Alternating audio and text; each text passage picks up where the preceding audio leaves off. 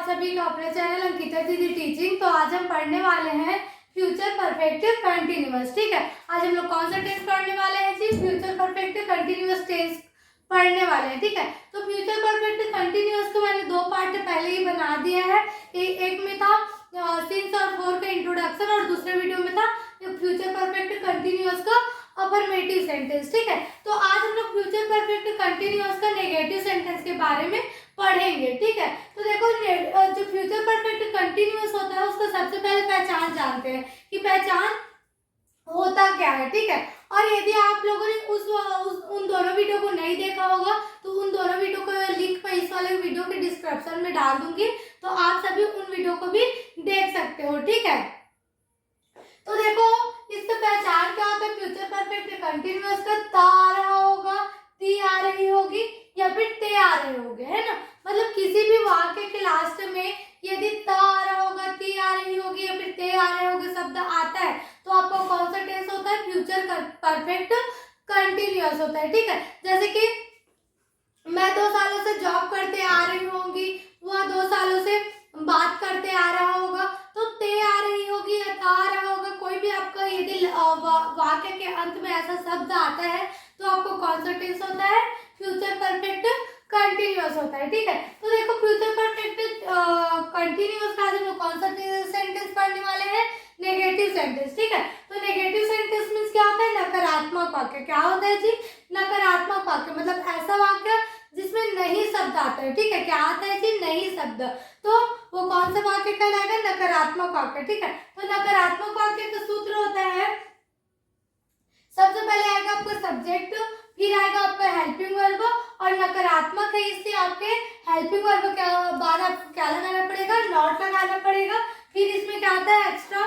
जो हमारा future perfect continuous है उसमें हेल्पिंग वर्ब के साथ और एक्स्ट्रा क्या लगाया जाता है? हैव बीन लगाया जाता है। ठीक है, तो हैव बीन आएगा, फिर आएगा आपको वर्ब का फोर्थ फॉर्म, फिर आएगा यदि निश्चित समय तो आपको सिंस यूज करना पड़ेगा, और अनिश्चित समय तो क्या यूज करना पड़ेगा? आपको फॉर यूज करना पड़ेगा। ठीक है, फिर उसके बाद हमारे लास्ट में आएगा ऑब्जेक्ट, है ना। तो ये हो गया हमारा फॉर्मूला, है ना। अब इसी फॉर्मूला को हम क्या करते हैं? थोड़ा और डिटेल से पढ़ते हैं। ठीक है, फिर उसके बाद हम सेंटेंस बनाएंगे। ठीक है, अब देखो जो हमारा फॉर्मूला है उसी को हम लोग थोड़ा और डिटेल से पढ़ते हैं। ठीक है, तो हमारा फॉर्मूला में सबसे पहले क्या आता है जी? सब्जेक्ट आता है। ठीक है, क्या आता है? सब्जेक्ट। तो हमारा पहला सब्जेक्ट होता है आई मीन्स क्या होता है? मैं, वी मीन्स होता है हम, दे मीन्स होता है वे, ही मीन्स होता है वह, लड़का के लिए यूज होगा ही का, और सी मीन्स होता है, सी मीन्स भी होता है वह, लेकिन इसका यूज किसके लिए होता है? लड़की के लिए होता है। ठीक है, यू मीन्स होता है तुम, और इट मीन्स होता है यह, और नेम मीन्स क्या होता है? नाम। ठीक है, और इसका इट का यूज किसके लिए होगा? निर्जीव वस्तु के लिए होगा, और नेम मीन्स नाम, मतलब जितने भी नाम है दुनिया में सभी क्या है? सब्जेक्ट है। ठीक है, तो फिर हमारा सेकंड आता है हेल्पिंग वर्ब। तो हमारा जो फ्यूचर परफेक्ट कंटिन्यूअस है उसमें कौन सा हेल्पिंग वर्ब आता है? शैल और विल। बोला जाए तो पूरे फ्यूचर टेंस में, चाहे सिंपल हो, कंटिन्यूअस हो, परफेक्ट है, परफेक्ट कंटिन्यूअस हो, सभी में कौन सा हेल्पिंग वर्ब आता है? शैल और विल आता है। लेकिन हम पहचाने कैसे? सिंपल है, कंटिन्यूअस है, या फिर परफेक्ट है, या फिर परफेक्ट कंटिन्यूअस। ठीक है, तो ये शैल और विल के साथ क्या लग रहा है? यहाँ एक्स्ट्रा हैव बीन लग रहा है। कभी भी आपको शैल और विल के साथ हैव बीन एक्स्ट्रा दिखे तो आपका कौन सा टेंस होगा? वो फ्यूचर परफेक्ट कंटिन्यूअस होगा। ठीक है, तो नॉट के बाद आता है आपका हैव बीन। ठीक है, फिर उसके बाद आता है वर्ब का फोर्थ फॉर्म, है ना। हमारा जो फ्यूचर परफेक्ट कंटिन्यूअस है उसमें वर्ब का कौन सा फॉर्म लगेगा? फोर्थ फॉर्म लगेगा। फोर्थ फॉर्म मीन्स क्या होता है? किसी भी वर्ब के लास्ट में यदि आप आई एन जी लगा देते हो तो आपको वर्ब का कौन सा फॉर्म बन जाता है? फोर्थ फॉर्म बन जाता है। ठीक है, फिर आपका यदि निश्चित समय है तो सिंस लगाना पड़ेगा, और अनिश्चित समय है तो क्या लगाना पड़ेगा? फॉर लगाना पड़ेगा। ठीक है, तो कौन सा समय निश्चित में आता है, कौन सा समय अनिश्चित में आता है? ठीक है, इसका डिटेल वीडियो मैंने पार्ट 1 में बना दिया है, तो यदि आप लोगों ने उसको नहीं देखा होगा तो उस वीडियो को देख लीजिएगा। ठीक है, फिर उसके बाद आता है ऑब्जेक्ट। ऑब्जेक्ट हमारा कुछ भी हो सकता है। ठीक है, जो हमको कार्य करने में मदद करता है वो हमारा क्या होता है?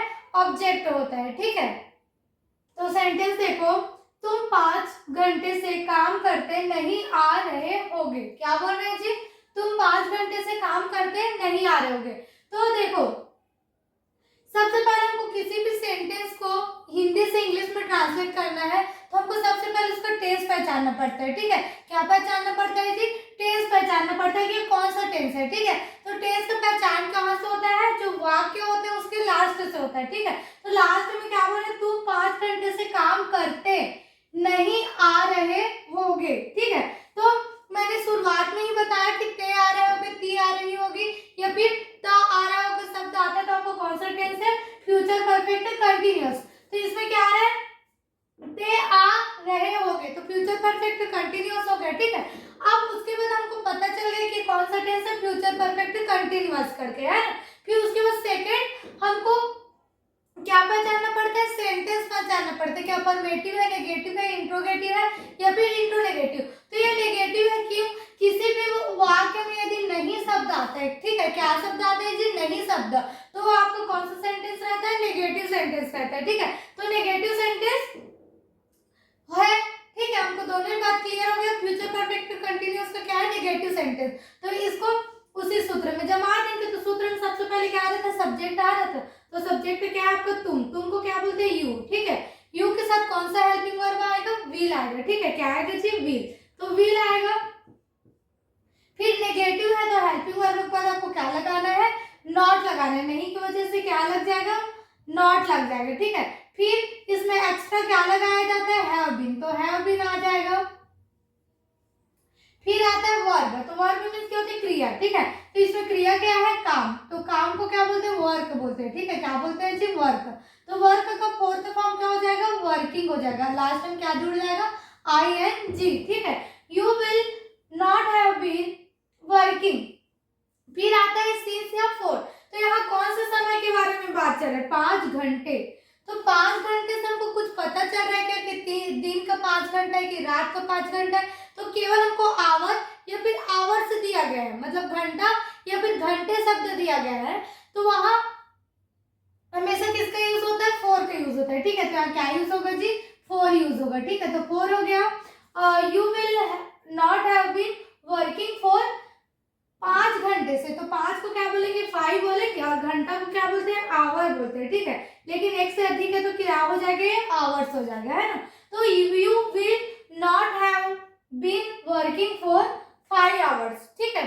तो ये आपका जो फ्यूचर परफेक्ट कंटिन्यूअस का जो इन नेगेटिव सेंटेंस है, ठीक है, वो यही कंप्लीट होता है, ठीक है। अब नेक्स्ट वीडियो में हम इंट्रोगेटिव सेंटेंस के बारे में पढ़ेंगे, ठीक है। तो यदि आपको वीडियो समझ में आए, पसंद आए तो वीडियो को लाइक कीजिएगा और चैनल को सब्सक्राइब कीजिएगा, ठीक है।